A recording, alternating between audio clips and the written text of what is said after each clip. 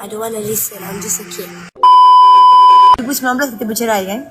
Lepas tu 2020 dia datang ke Malaysia.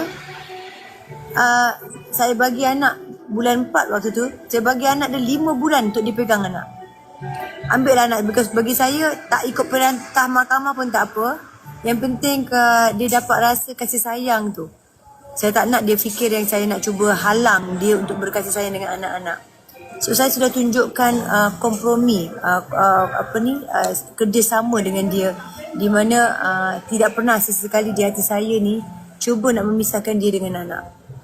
Banyak nasihat yang saya berikan supaya kita lebih profesional dalam menanggani isu-isu anak, kebajikan anak bersama kan, menjaga mulut tanpa memburukkan each other.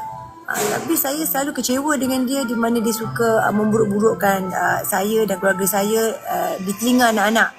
Dan saya pernah cakap dengan anak-anak saya, okay, cara kita nak mengawal keadaan tu, memandangkan anak saya waktu tu baru umur 5, 6, 7 tahun kan, kecil lagi kan Julia kan.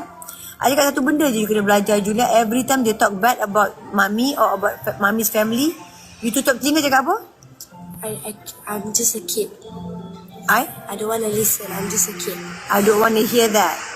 Okay, I'm just kid. I don't want to listen. I'm just kid. I don't want to hear that. I cakap itu banyak kali. Skrip yang sama cakap. I bilang.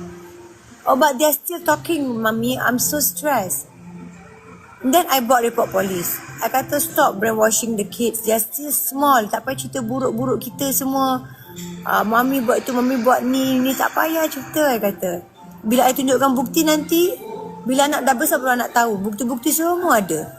Tak ada pun istilahnya busuk hati ke nak buang bekas suami keluar daripada Malaysia ke, tak pernah sesekali.